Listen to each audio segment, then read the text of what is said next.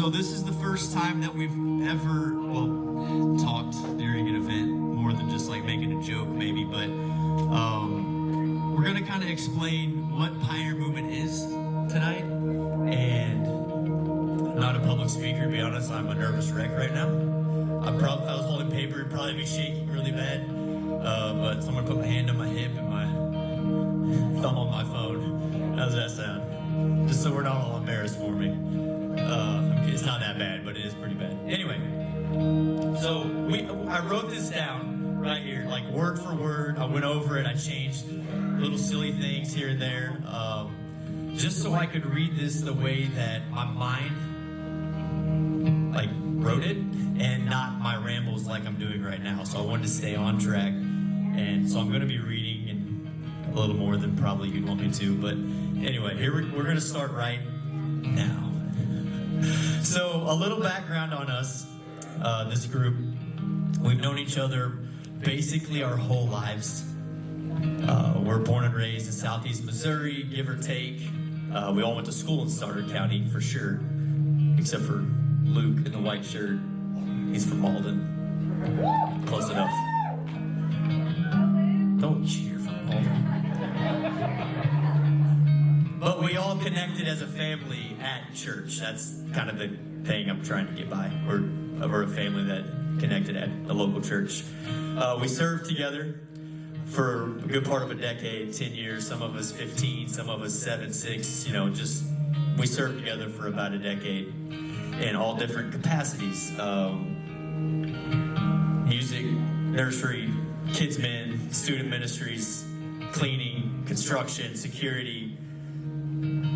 Someone named something I didn't. Youth leader. Yeah, we did student ministries. Yeah, we did. We literally did everything you could do in a church, whether it was this much a part of the ministry or we were a huge part of the ministry. We did everything in a church from the front to the back. A couple years back, we knew that God was stirring something in us. I'll use the stir word lightly, I guess, but He was doing something and we didn't know like what it was. We just knew He was stirring something. Define that how you want. We knew things were changing. We always talk like once a month probably for 10 years. We said, God put us together strategically for a reason. Just trying to figure that thing out, like our minds can comprehend, like putting the puzzle pieces together, all the things. God put us together for some reason. No idea why. Well, at least we never imagined that we would be, we would veer off the direction that we went. We thought the puzzle pieces are here and we can see the puzzle pieces in front of us, but they're actually over there. So that's what we did. Early last year in 2022, we went to a Corey Asbury concert. You guys heard of Corey Asbury? Reckless Love, Father's House, just phenomenal songwriter. We went to one of his concerts in Cape, and he sang a song called Pioneer. Awesome. What a great name. At the time, it was just a song. This is before he had the album that's releasing this September called Pioneer. He went on tour. It's called Pioneer Tour. It's we're a bunch of fanboys is what it turned into. Naming the ministry Pioneer Movement. It's what it seems like. It's not the case, but you may think that. Anyway, during the concert, he read a part of a book. And after he read it, every single one of us that went out of our group, without saying anything to each other, blah, blah, blah, blah, blah, we knew that, that was for us. Not a single dry eye that night from us. At least when he was reading. I'm about to cry right now, thinking about it. He put into words, remember how I said something was stirring? He put into words what that stirring was. Kind of confirmed. Well, it didn't confirm because we didn't know, but it was that's it. The book's called The Relentless Tenderness of Jesus. I'm going to read part of that right now. There are two visions of life, two kinds of people. The first group see life as a possession to be carefully guarded, and they are called settlers. The second group see life as a wild, fantastic gift, and they are called pioneers. These two type these two types give rise to two different types of theology: settler theology and pioneer theology. Settler theology is an attempt to answer all the questions. Pioneer theology is an attempt to talk about what it means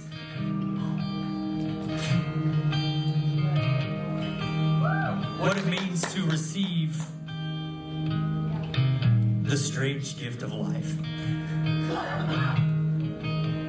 And all of this takes place in the Wild West. So just imagine we're in the Wild West, gunslingers, all the things. That's where we're at whenever I'm reading this. In settler theology, God is the mayor. He is a sight to behold. He's dressed like a dude from back east. He lounges in an overstuffed chair in his courthouse office. He keeps the blinds drawn. No one sees him or knows him directly, but since there's order in town, who can deny that he's there? The mayor is predictable and he's always on schedule. The settlers fear the mayor, but they look to him to clear the payroll and to keep things moving forward. Peace and quiet are the mayor's main concerns. Sorry. That's why he sends the sheriff to check on the pioneers who ride into town. Just for the record, this isn't a who's better. This is just where our hearts are at. In pioneer theology, God is the trail boss. He's rough, rugged, full of life. The trail boss lives and eats, sleeps, and fights with his people. Their well-being is his concern. Without him, the wagon wouldn't move. Living as a free man would be impossible. The trail boss often gets down in the mud with the pioneers to help push the wagon, which gets stuck all the stinking time. He prods the pioneers when they get soft and they want to turn back. His fist is an expression of his concern. In settler theology, Jesus is the sheriff. He's the guy sent by the mayor to enforce the rules. He wears a white hat, he drinks milk, and he outdraws the bad guys. The sheriff decides who's thrown in jail. In pioneer theology, Jesus is the scout. He rides ahead to find out which way the pioneers should go. He lives all the dangers of the trail. The scout suffers every single hardship and is attacked by the Indians. Through his word and actions, he reveals the true intentions of the trail boss. By looking at the scout, those on the trail learn what it means to be a pioneer.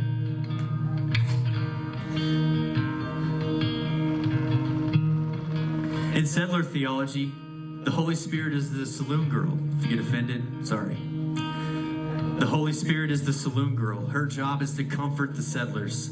They come to her when they feel lonely, or when life gets dull, or life gets dangerous. She tickles them under their chin and makes everything okay again. The saloon girl squeals to the sheriff when someone is disturbing the peace.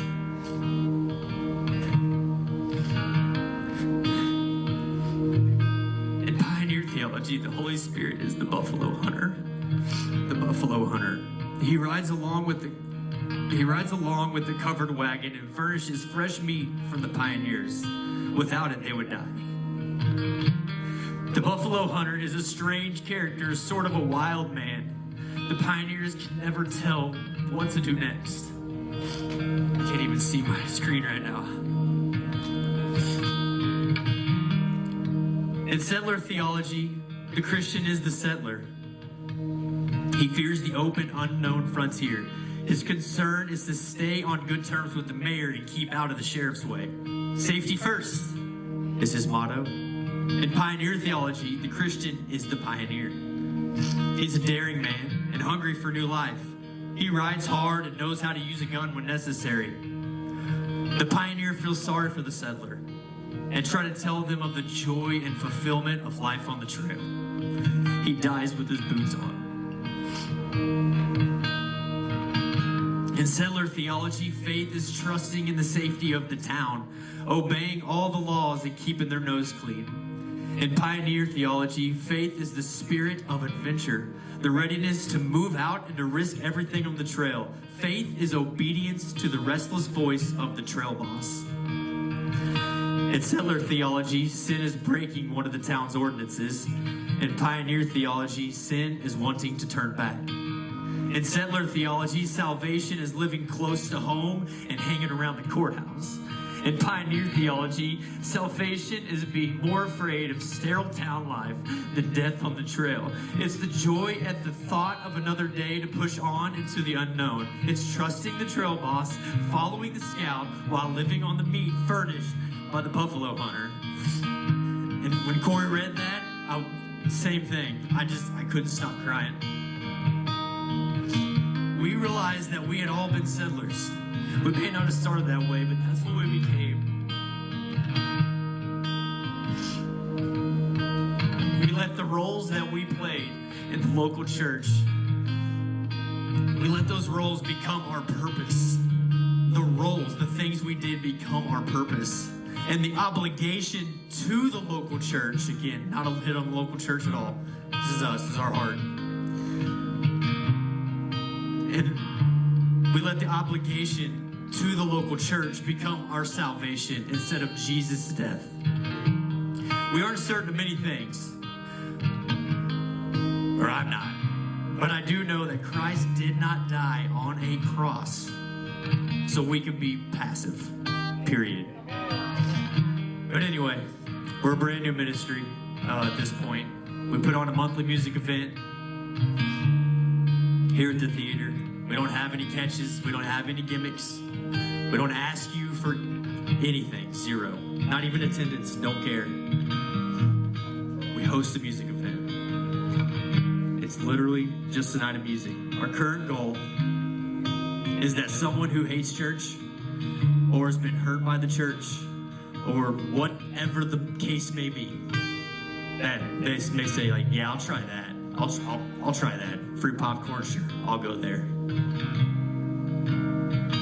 The most recent census for Stoddard County says that 68%, it was 67 back in like 2018, but it's 68% now of the people in this county have no religious affiliation at all. And to put a number on it, that's 20,000 people within 20 minutes of right here. In the Bible, there's a book called Matthew. And in the book of Matthew, Jesus is talking to his followers, and he tells them, go to all the world and tell people about me, Jesus. Well, we don't have to go very far to tell the world, because there's 20,000 people right here in Stoddard County.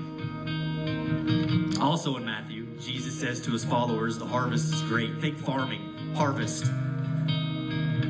The harvest is great, but the workers are few. So pray to the Lord and ask him to send more workers. Jesus has called us into the fields, and he's called us into the streets. And some people in our community right now will not step foot into a church, period. Remember, 68%, 20,000 people right here will not step foot in a church. They have no religious affiliation at all. We have to go and meet them where they are at, period. So talk to the coworker, start the conversation with your neighbors or whoever. You don't have to read them the Bible. You don't have to pray for them. You literally don't have to do anything to even say Jesus or Bible or those harsh words that we're embarrassed to say in public. You don't have to do any of that. You just love on them. You just invite them to use this night as a tool for you. It's literally, that's why we do it. It's not just up to the pastors and the preachers. And I have one more little thing to say. But after that, they're going to sing that song Pioneer that Corey Asbury wrote. Phenomenal song. In Pioneer theology, the church is the covered wagon. It's a house on wheels, always on the move. And our plan is exactly that. And this is just kind of the beginning.